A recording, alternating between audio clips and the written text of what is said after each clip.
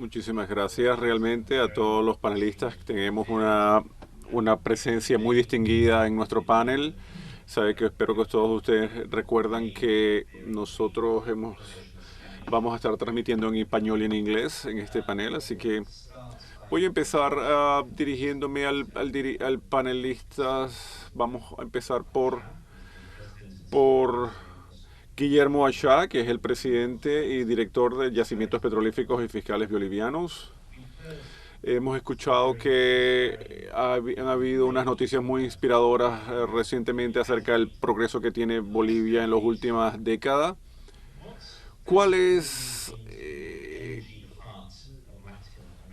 cómo está haciendo Bolivia para ser realmente este punto tan atractivo de energía en Latinoamérica? ¿Cuáles son las oportunidades que existen acá, que realmente existen en recursos naturales y cómo ustedes van a explotar esto? Eh, Bolivia, para ser considerado el corazón energético de Sudamérica, ha desarrollado desde la nacionalización de los hidrocarburos una capacidad de producción en lo que se refiere a los recursos naturales muy importante. Hemos incrementado nuestra capacidad de producción de gas de 30 millones de metros cúbicos día a una capacidad de 62 millones de metros cúbicos día. Esto ha hecho que consolidemos dos de los mercados más importantes en Sudamérica, que son los mercados de Argentina y de Brasil. Sin embargo, hemos desarrollado también fuertes inversiones estos últimos años, 11.500 millones de dólares en inversiones, que han hecho posible poder hablar de una industrialización, y esto, como mencionaba nuestro ministro de Economía y Finanzas, va a ser también posible que seamos exportadores de nuevos productos. URIA, desde la gestión 2016, también comencemos un proceso de industrialización desde la gestión 2021, vendiendo plásticos a toda la región, y además generemos un mercado muy importante de nuestro gas dentro del mercado boliviano, que es el sector energético, donde pensamos incrementar nuestra potencia a fin de poder también abastecer a todos los países de la región. De esta forma consolidamos a Bolivia como el corazón energético de Sudamérica y ratificamos con el potencial de reservas que tenemos. Bolivia actualmente tiene un potencial de reservas de 60 TCFs de gas, de los cuales hasta el 2025 pretendemos certificar 11 de estos TCFs. Okay. El punto crítico de la estrategia no es nada más tomar los recursos de la tierra y mandarlos. Ustedes también están buscando un nuevo nivel de producción también, ¿verdad? Que tiene que ver con la producción de plástico, ¿verdad? Tienen algo, construir, desarrollar la economía alrededor de los recursos naturales. Estamos construyendo una nueva Bolivia con todas estas diversificación de mercados. Pensamos importante todo lo que tenemos que hacer hasta la gestión 2025 y las inversiones que tenemos que efectivizar hasta esta gestión. En lo que son hidrocarburos, tenemos previstas inversiones de 27.800 millones de dólares hasta la gestión 2025. Y ahí están las oportunidades de inversión que se van a tener en Bolivia. Muchas gracias. Gracias. No sé si vamos a volcar ahora con Diego Baldasso. Diego Baldasso, de presidente de Repsol de Bolivia, que puede explicarnos cómo está conduciendo Repsol a Bolivia en cuanto a las operaciones que ustedes están haciendo con el gobierno, ustedes y los negocios independientes que ustedes tienen, los razonamientos y las razones económicas de cada uno de estos negocios. Y también sabemos que Repsol trabajó en Libia. ¿Pueden explicarnos cuáles son los desafíos particulares que se tienen en Bolivia? Aunque Bolivia parece ser muy fácil en comparación con Libia, ¿no? ¿Cuáles son los desafíos precisos que usted tiene de tener sus operaciones en Bolivia? Bueno, hay dos cosas que hacen una gran diferencia. Las dos letras hacen una gran diferencia, las dos letras en el nombre. Para Repsol tenemos una posición única y en la experiencia de los hidrocarburos en Bolivia. En los dos operamos independientemente y también trabajamos como un socio estratégico del Estado y a través de esta estrategia tenemos YBSB, IBIB Andina, IPFB Andina y somos unos productores independientes. Operamos una serie de campos. El más importante es el Campo Grande Margarita Huacaya, que hemos desarrollado en los últimos 7 años. Nosotros, con la ayuda de nuestro socio de Pan American Energy, nos hemos convertido en los activos más importantes para producir gas en el país, produciendo más de 18 millones de metros cúbicos por día. Esta recuperación tiene una gran récord que en respeto al ambiente y de la responsabilidad social. Así que es una experiencia extraordinaria que hemos desarrollado en Bolivia y un proyecto de inversiones que ha tenido más de 1.3 billones de dólares en los últimos 7 años. También ha sido muy exitoso. Por otra parte, tenemos una sociedad estratégica con el Estado a través de IPFB Andina. Tenemos una producción en el país muy grande, es una compañía muy grande y nosotros tenemos una sociedad con IPFB allí. Somos los grandes productores, unas expectativas de crecimiento extraordinarias y está siendo manejada por un equipo local de talento boliviano que es extraordinario y estamos muy orgullosos de trabajar con ellos y es una evidencia, una prueba de que podemos, con estas asociaciones estratégicas con el Estado y con el sector privado, podemos realmente tener unos resultados positivos y transparentes y productivos. Así que estas dos componentes hacen de Bolivia un país importante para Repsol. Nosotros estamos buscando en Bolivia en el plazo, a corto plazo y a largo plazo, consolidarnos aquí. La segunda pregunta es cómo Bolivia es diferente o parecida. Bueno, Bolivia realmente tiene un potencial de hidrocarburos muy grande. Nosotros creemos que existe una gran potencial para investigar desde 30 a 60 BPS de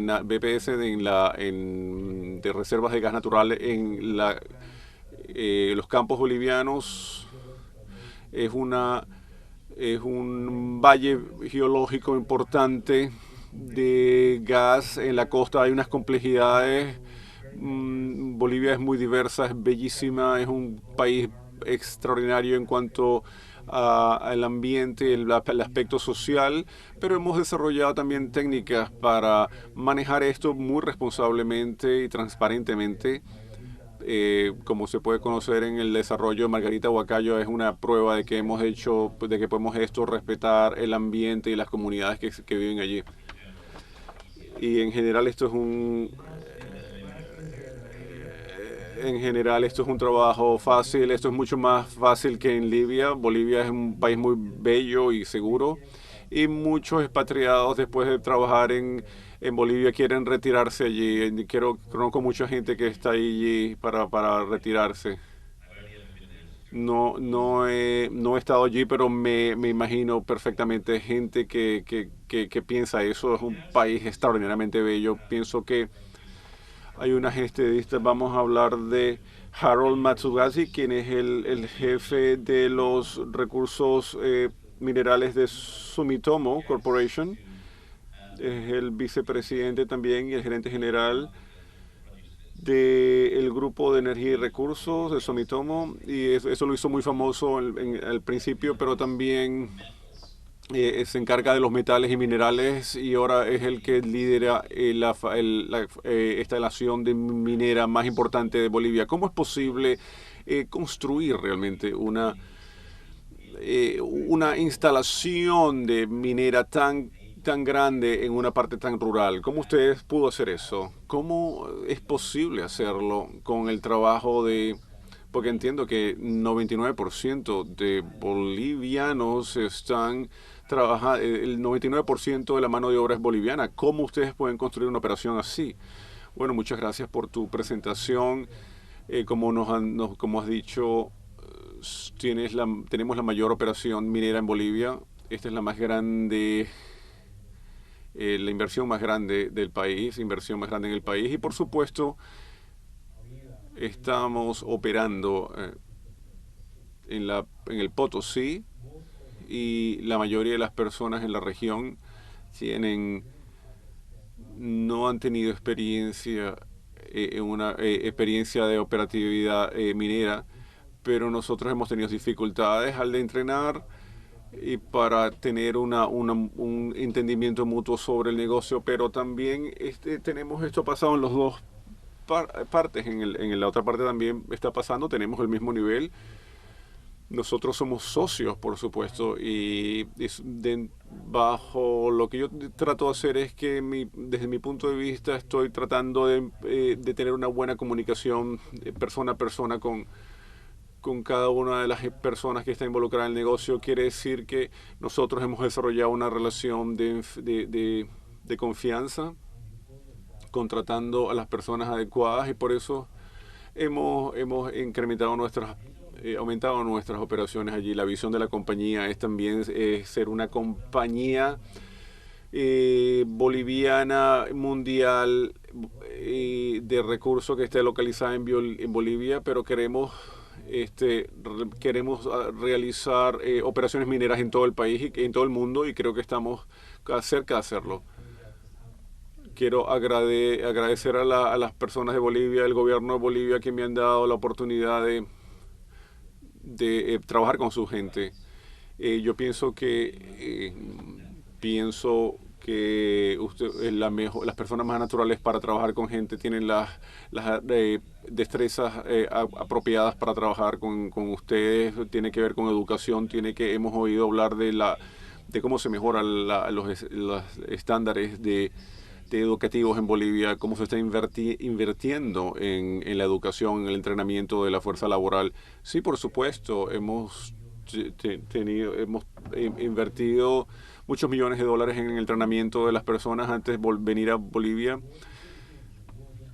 Pensábamos que era más difícil entrenar a la gente, capacitarla, pero nos hemos sorprendido que el potencial de las personas en Bolivia es realmente, la gente es muy inteligente, están realmente, tienen la voluntad de ganar, de comunicarse, de crecer, y pienso que no solo me parece algo indisputable que lo extraordinario que es venir a Bolivia. Vamos a hablar ahora con el aspecto financiero. Vamos a hablar con Carlos Iván López, director con Merrill Lynch de mercados andinos y Latinoamérica. Uno creería que es difícil convencer a los inversionistas internacionales para dirigirlos a Latinoamérica por el precio de los recursos que están disminuyendo.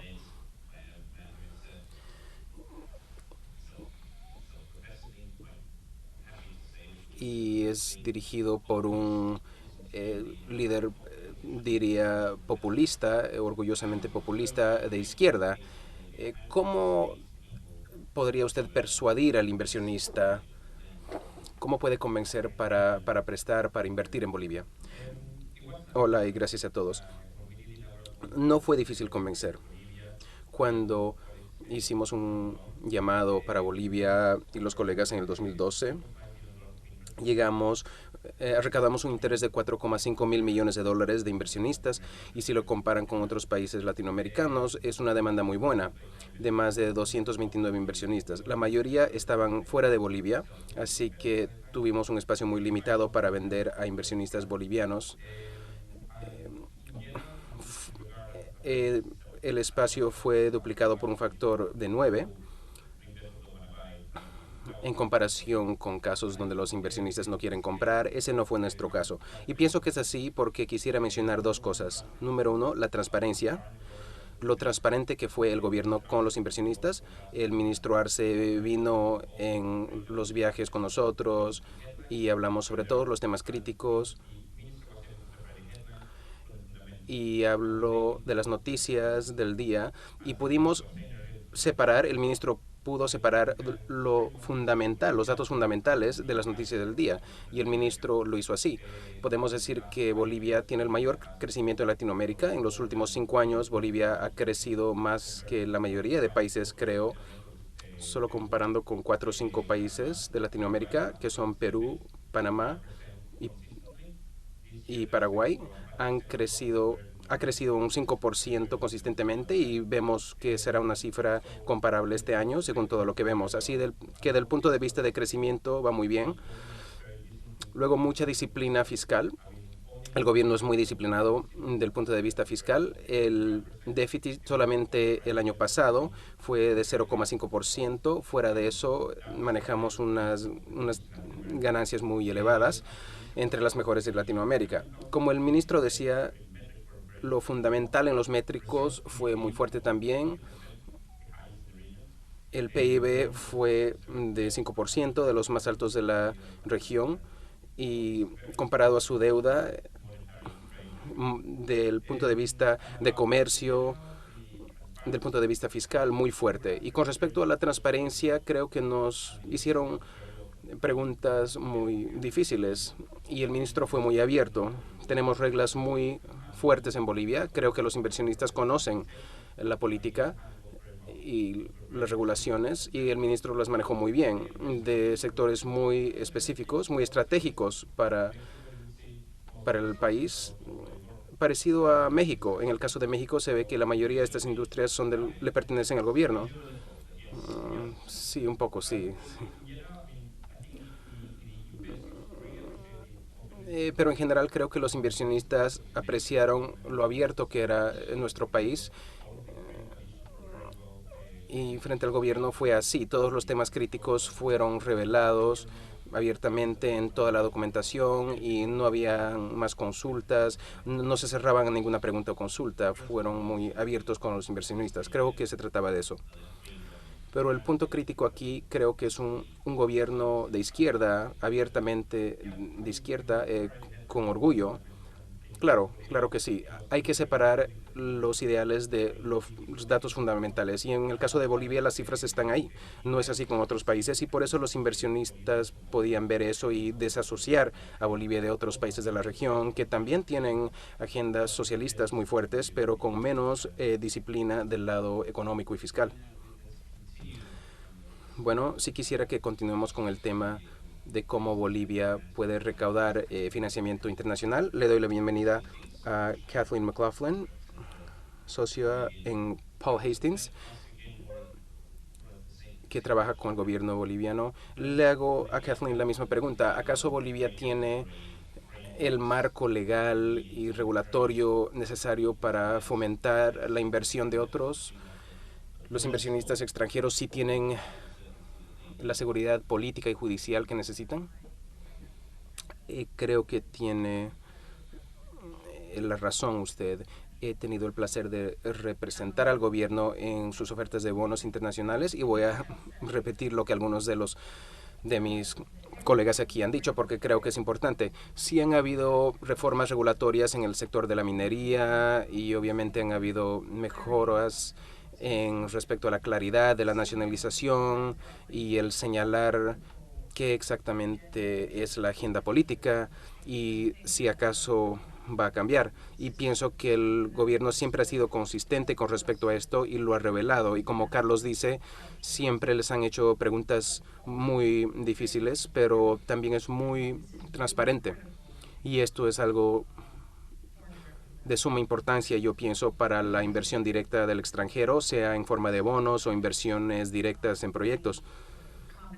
La combinación de la disciplina fiscal que Carlos mencionaba, pero también la habilidad de fomentar el talento internamente para manejar esos temas y manejar cosas como la apertura y la publicación de datos a nivel más alto, como mencionaron, intentan manejar las mejores prácticas, las prácticas más excepcionales, y creo que así se manejó el tema de los bonos. Esto es reflejado en lo que se ha visto, lo que se ha preguntado, a qué nivel está manejando el gobierno, y es así con los inversiones extranjeros calman sus dudas. Les pregunto, el tema de la nacionalización o expropiación, ¿qué tan a menudo surge? ¿Con qué frecuencia surgen esas palabras? Me imagino que eso es lo más prominente en las mentes de los inversionistas cuando consideran invertir. Pienso que la prioridad era la información, asegurarse de que los inversionistas conozcan los datos. Una vez que conocen los fundamentales de Bolivia, las respuestas a preguntas de nacionalización, porque de lo que he visto no creo que hayan prohibiciones, es la nacionalización de las industrias. Se contesta eso mejor cuando se pone a Bolivia en el contexto de lo que está haciendo el país. Entonces, ¿surgía el tema a menudo? Sí, yo diría que algunos inversionistas, pero no todos, ponían esas preguntas fuertes así, pero la mayoría fueron satisfactorios. Vimos que muchos inversionistas participaron en la ofrenda, así que se está transmitiendo claramente el mensaje, y el gobierno es muy abierto con respecto a sus políticas. Lo único que yo le agregaría es que pienso que cuando uno se está preparando para algo así, lo primero que se hace es zambullirse directamente a los temas macroeconómicos, como Carlos mencionó. Y cuando se relata la historia, sería mayor problema si esas nacionalizaciones no habrían sido explicadas y reveladas en su contexto. Y el gobierno no tuvo ningún problema haciéndolo. Y pienso que se trata de eso. Sí. Sí. Y para nosotros no es un tema de mayor sensibilidad. Lo hablan abiertamente con agencias regulatorias, las que otorgan crédito por el trabajo que se está haciendo. Desde 2009, Bolivia ha visto 9 aumentos en su calificación. Es algo remarcable y vale la pena mencionarlo. Ahora pasemos para hablar un poco más detalladamente sobre el gas y sobre la exploración de gases. Señor ministro, ¿acaso existe la necesidad de más inversiones en la exploración de gases? ¿Existe algún riesgo de que la producción pueda empezar a reducirse? ¿Tienen que estar explorando para encontrar más reservas? Dentro de lo que te comentaba sobre nuestro plan de inversiones que tenemos hasta la gestión 2025, los 27.800 millones que tenemos programados, un 55% de ese monto está destinado a lo que son las actividades de exploración y producción. Pensar en invertir en lo que es la exploración y la producción es pensar en el futuro, en dar una seguridad energética para el país a lo largo del tiempo. Hemos garantizado este último tiempo un crecimiento, hemos repuesto las reservas de gas que hemos consumido y es lo que esperamos hacer también hasta la gestión 2025. Hasta la gestión 2025 pensamos incrementar la producción de gas a 80 millones de metros cúbicos día de los actuales 62 y también pensamos incrementar 11 TCFs de las reservas de gas natural. Esto es algo muy importante porque el destino que tiene este gas está enfocado a atender 2 principales mercados. Mercados, como decía nuestro ministro de Economía y Finanzas, establecidos y consolidados dentro del mercado interno boliviano. Un mercado, la industrialización, plantas que han permitido con la inversión convertir solamente la materia prima de gas ya a productos industrializados y también el mercado de la generación eléctrica en Bolivia. Esto hace que la planificación que tenemos a lo largo de estos próximos 10 años pues repita el escenario de los 10 años pasados. El de un incremento de producción y un incremento de las reservas de gas. Ok, thank you. Bueno, Diego, ¿estaría usted de acuerdo con eso? ¿Cree que se necesitan mayores incentivos para recaudar interés del sector privado, para incrementar esas reservas naturales? Por supuesto, estoy de acuerdo con Guillermo que este plan del gobierno para replicar el último periodo de 10 años está bien fijado y las reservas de gas que van a ser exploradas son la base para la consolidación del mercado y la expansión a nuevos mercados e industrializar. Y para poder hacer esto en el ambiente actual de precios de hidrocarburos, por supuesto que el sector privado y el sector estatal sí necesita incentivos económicos para la exploración de estos recursos.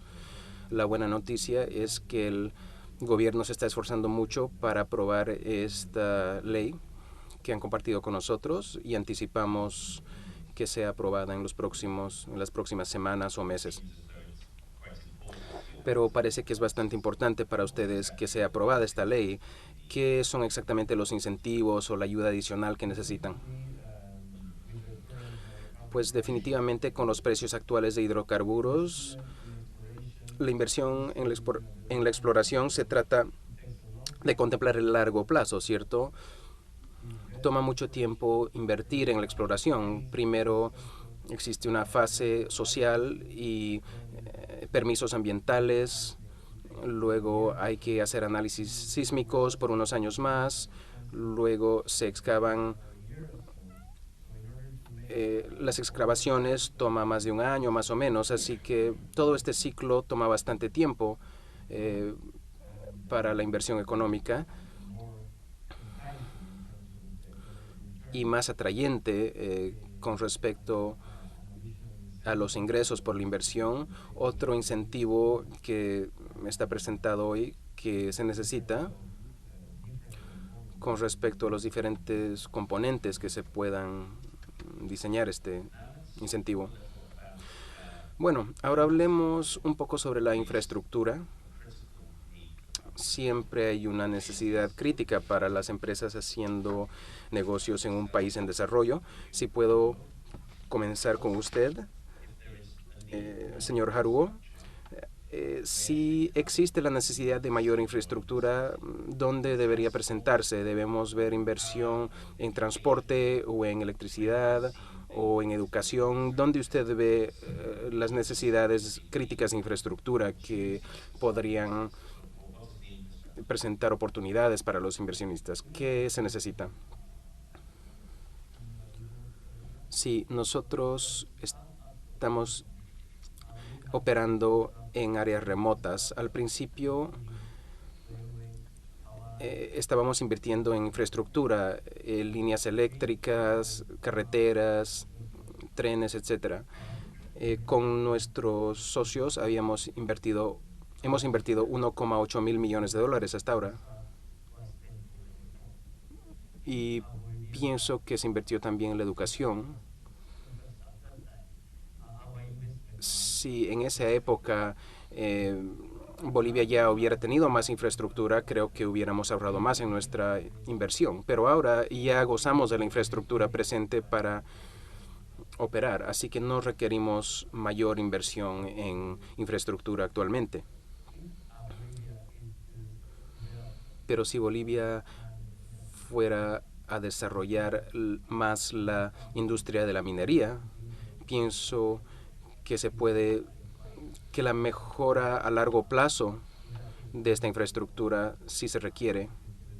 Y pienso que el ministerio está trabajando para emprender esos temas. Y esto es en particular a la electricidad y confiabilidad y el transporte. Electricidad, transporte, son recursos importantes.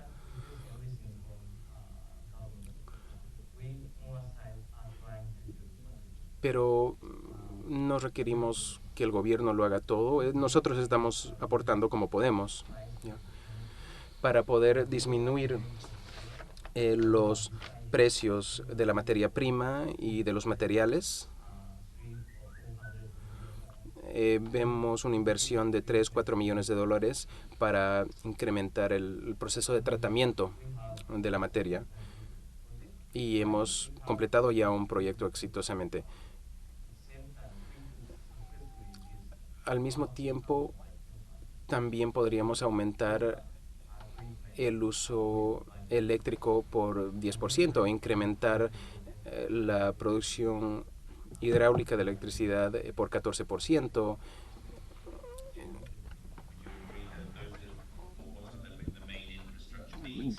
Diego, ¿estás de acuerdo en que se requiere la infraestructura, inversión en infraestructura? Bueno, el sector privado no tiene ningún problema en desarrollar un proyecto grande como el de Margarita Huancaya, y hemos implementado en estos proyectos 1.3 billones de dólares en inversiones con materiales de más de 13 países en el particular sector de los hidrocarburos. Nosotros no vemos ninguna importancia necesaria en infraestructura. Esto es bastante estimulante. Es verdad lo que dice Diego, en realidad en lo que es el sector de hidrocarburos, y esto es muy importante para todos los inversionistas en Bolivia, ya se ha desarrollado toda la planificación y actividades en el establecimiento de una infraestructura. Hoy la infraestructura para todos los mercados de exportación de nuestro gas ya está consolidada, tenemos una capacidad por encima de lo que estos mercados requieren, que son los mercados del Brasil y Argentina, y de igual forma un valor agregado para las inversiones en lo que es la exploración. Nosotros tenemos una capacidad de procesamiento de 99 millones de metros cúbicos día.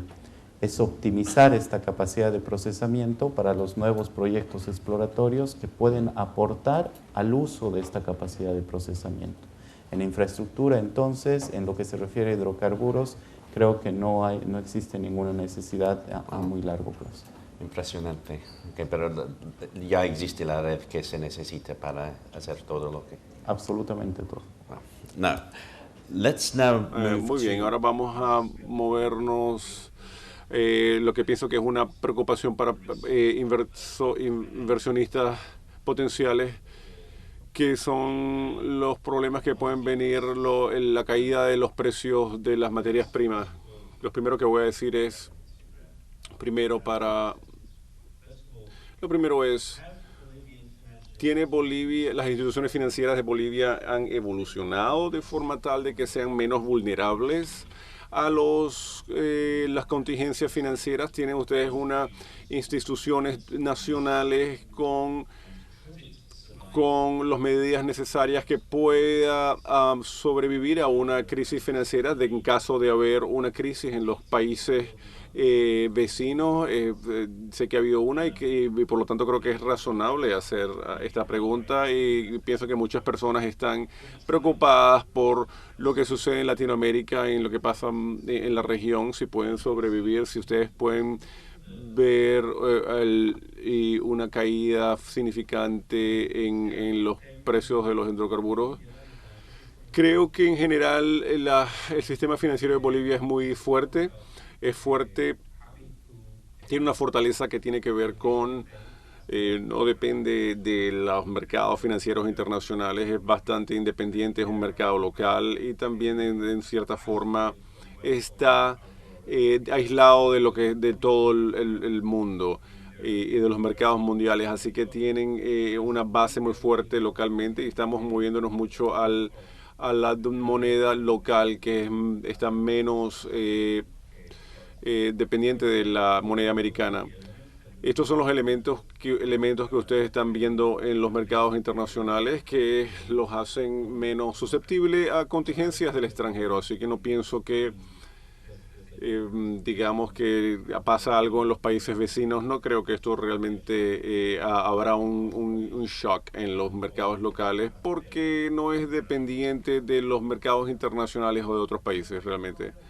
Como muchos países en la región, ellos tienen hay cambios regulatorios que afectan a las instituciones financieras, y Bolivia no es una excepción a esto. Ellos han estado en los últimos 50 años tienen unos desafíos que tienen que ver con los desafíos de la banca, y particularmente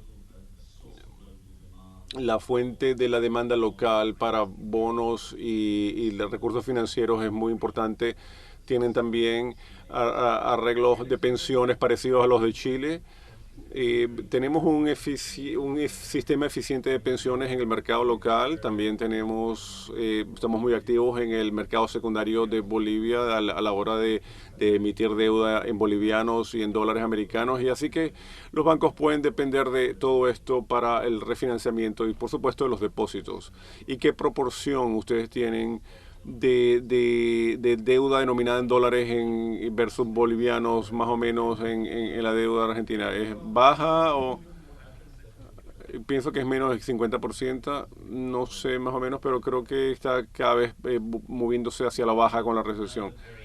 Y otro tema importante tiene que ver con moverse cuando ustedes están hablando con la explotación de los recursos naturales, que tienen que ver con los recursos naturales, tienen que ver con el ambiente y con el ambiente social.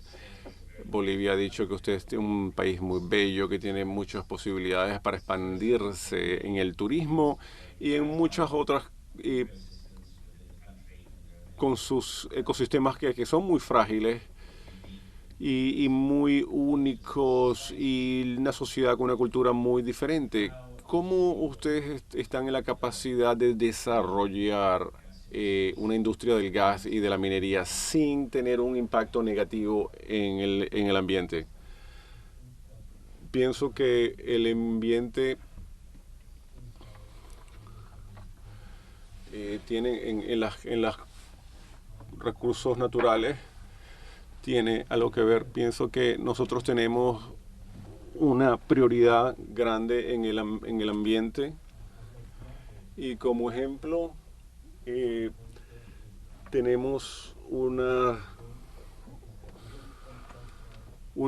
construcción. La construcción más grande ha sido en Sudamérica, ha sido nuestra construcción que nos ha realmente producido un problema de minería. Así que usted está poniendo la razón en el mundo. Sí, ellos han prevenido, evitado que venga la contaminación. No existe ningún requerimiento legal para hacer esto, pero nosotros decidimos hacerlo de todas maneras, porque si nosotros no nos preocupamos de esto, los residentes pueden sufrir en el futuro. Así que para nosotros hacer esto intenso en Corea tenemos un acceso realmente a incluir con similares medidas de gasto en nuestros esfuerzos para mejorar las comunicaciones con el gobierno central y local y con la gente. Hemos estado tratando de comprender realmente todos estos grupos, su interacción en el proceso productivo y hemos tratado de minimizar el impacto en esto. Y aquí hemos tenido 3 o 4 oportunidades de interactuar con muchas actividades que tienen que ver con los recursos. Pero en los últimos 5 años hemos mejorado todos estos procesos. 0 accidentes en la industria en los últimos 5 años. Eso realmente puede asegurar a muchos inversionistas internacionales. Cuando viene la industria del gas, se trabaja y se habla de los riesgos y de los daños ambientales. ¿Cómo usted minimiza los riesgos ambientales y los costos para afectar el ambiente? Como se estaba diciendo mi colega, en el sistema de los hidrocarburos también nosotros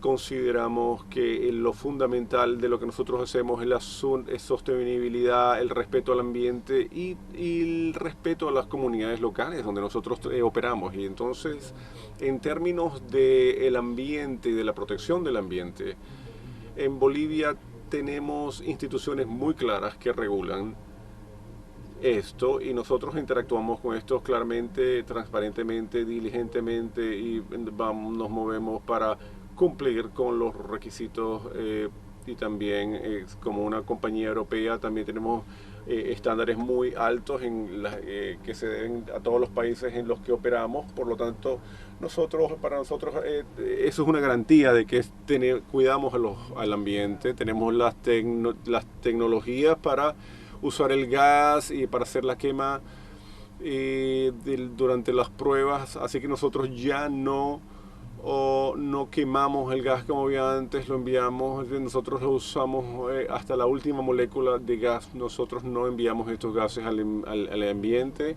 Y en cuanto a la relación con la comunidad, tenemos unas prácticas modelo que puestas en contratos, en acuerdos con las comunidades que viven allí donde nosotros operamos, siempre estamos pensando que en el largo, mediano y corto plazo siempre vamos a ayudarlos a desarrollarse al mismo tiempo que nosotros podemos implementar nuestros proyectos. Nuestro proyecto en Margarita Huacaya tenemos una experiencia muy interesante, no hemos tenido ningún tipo de retraso en el proyecto, todos nuestros no hemos tenido ningún tipo de retraso porque nos hemos realmente involucrado con las comunidades. Es unas prácticas extraordinarias que tenemos para proteger el ambiente y la sociedad. Something very important, John, is that the planning, when we do exploring the FTS between the 60s that Bolivia has, all where we do the research, we have done in areas where there's the environment impact is below 1%. In some regions, when we are doing exploring the next 5 to 10 years, the compensations to the communities that we're affecting and we're going to affect favorably, positively with these compensations are very reduced, and it has been complemented in the last years and is part of the incentive that we're giving to the companies that are operating here. There's clear guidelines to establish how to compensate, how they should interact with the influence areas, and how they would how to finish the exploring work, so this way there's no impact in the environment. So pienso que ahora es una buena oportunidad para hacer algunas preguntas de la audiencia, así que vemos una acá. Por favor, pueden levantar sus manos. Antes de empezar con las preguntas, 2 puntos. Quiero que se presenten, por favor. Y segundo, quiero que hagan una pregunta, no hagan una afirmación. Les agradezco.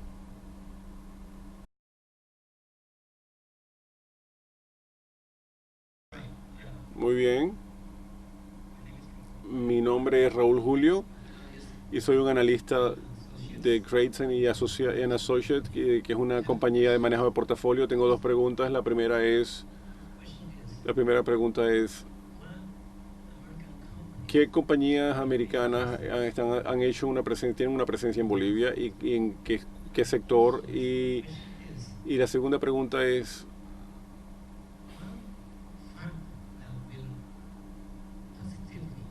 un hecho que aumentaría la economía de Bolivia positivamente sería el acceso al Océano Pacífico. Y pienso que existe alguna negociación para que esto se obtenga con Chile o Perú. Muchas gracias.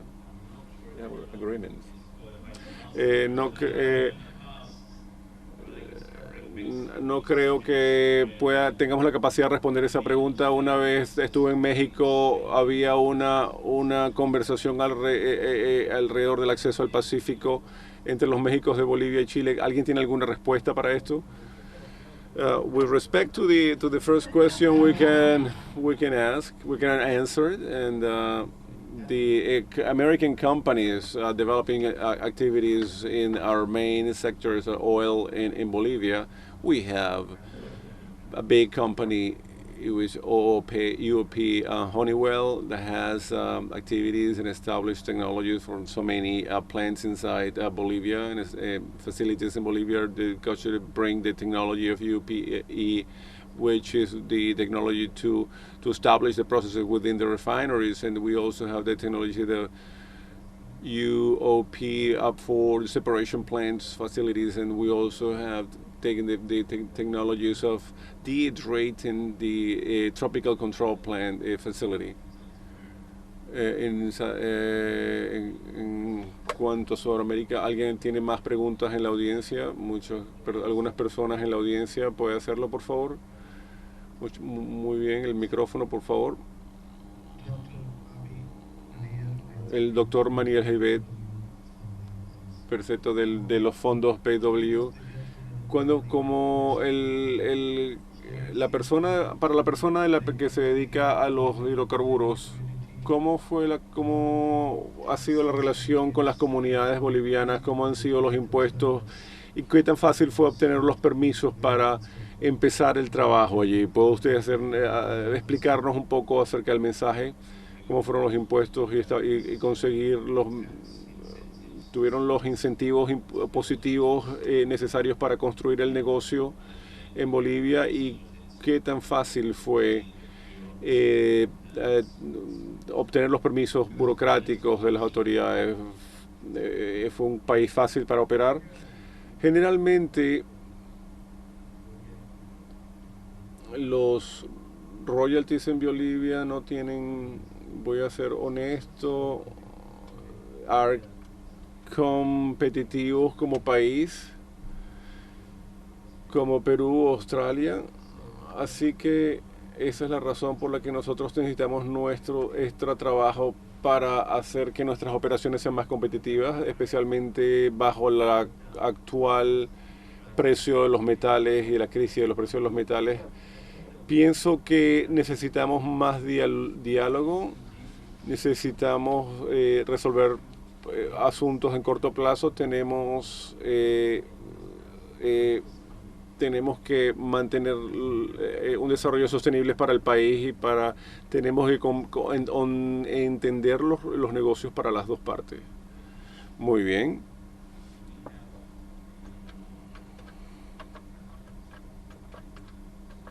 ¿Tenemos más preguntas del público, por favor?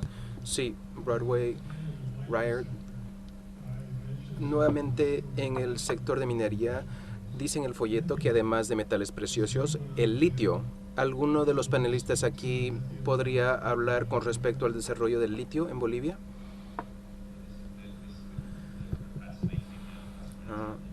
Entonces es la posibilidad fascinante de fomentar el uso del litio para baterías y carros eléctricos, etcétera. ¿Alguno de ustedes está calificado para hablar de esto? Yo no tengo inversiones en litio, pero de lo que entiendo, Bolivia está muy bien posicionado para ser un proveedor de litio en el futuro. De lo que entiendo, la demanda para el litio no se está expandiendo tan rápidamente como muchos anticipaban. Además de eso, se necesitan algunos avances técnicos para que Bolivia sea competitivo en esa industria. Pero reitero que, de lo que yo entiendo, Bolivia tiene buen potencial en el litio. Es algo que surge entre los inversionistas extranjeros. Claro que uno escucha de eso sobre Bolivia y dentro de Bolivia, los depósitos de litio. ¿Les interesa a los inversionistas? Hay mucho interés en este aspecto de Bolivia.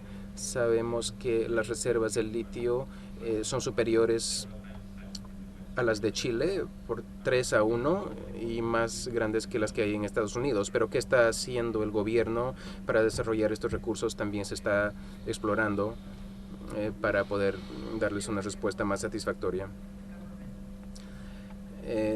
También el gobierno frecuentemente afirma, como nuestro colega dijo, que es un alto costo para poder extraerlo, y eso tiene sentido. Creo que el gobierno es muy disciplinado de cómo extraer el litio como tenga sentido, pero es un gran gasto, viene a un costo muy alto para el inversionista, entonces hay que reconocer los costos antes de actuar.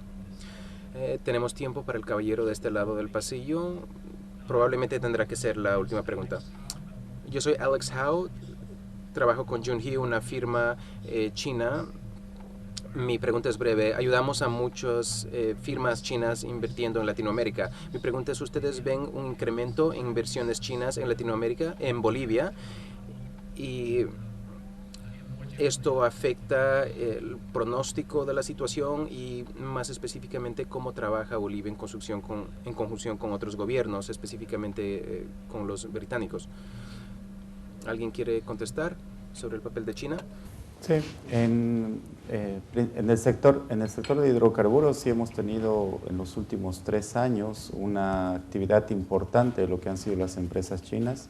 Hemos tenido actividades mediante empresas transnacionales muy importantes como Sinopec, desarrollando actividades en lo que es la exploración, también dotando bastantes equipos de perforación, tuberías para todo el sistema de transporte, y sí, este último tiempo han tenido un incremento en todo lo que es la provisión de materiales y de servicios.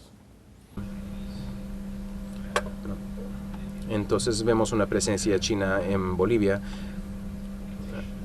¿Hay competición considerable o inversión considerable en los metales, en las industrias de minería y metales también?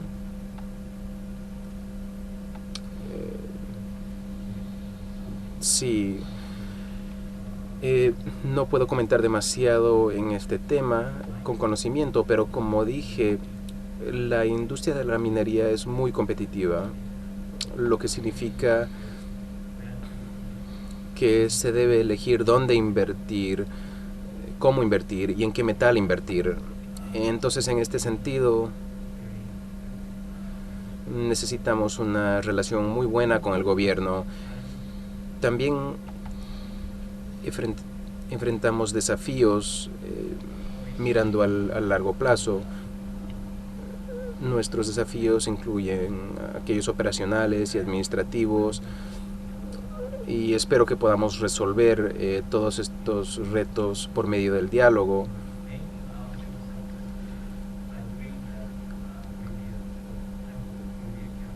Y logrando este éxito, espero que Bolivia sí pueda atraer a más inversionistas. Bueno, hay tiempo para una última pregunta, el caballero de atrás. Una breve pregunta con respecto a... Soy Luis Paz Galima, soy un inversionista de equidad privada. Quisiera entender más sobre el contrato con Brasil. ¿Qué negociaciones hay con Brasil actualmente sobre la contratación de gas y cuánto sería en volumen? Por favor, si entiende la pregunta. El contrato con Brasil establece hoy un volumen de entrega por encima de los 30 millones de metros cúbicos por día de gas. Es un contrato que vence a la gestión 2019, pero que tiene la opción de ampliarse por 2 periodos adicionales, entregando la misma cantidad del producto que estamos entregando hoy. Prácticamente Brasil hoy ha señalado su interés de poder continuar con este contrato. Ustedes saben que en la región y principalmente en el Brasil, todas las actividades, por ser estas offshore de exploración, en ese país se han detenido, y esto hace que las necesidades de gas para los próximos años en ese sector sea aún mayor. Más considerando que la generación eléctrica en la región suroeste del Brasil, la principal fuente de energía es el gas, lo que hace que para garantizar esa energía eléctrica, pues también necesiten y continúen los volúmenes de exportación de gas natural desde Bolivia.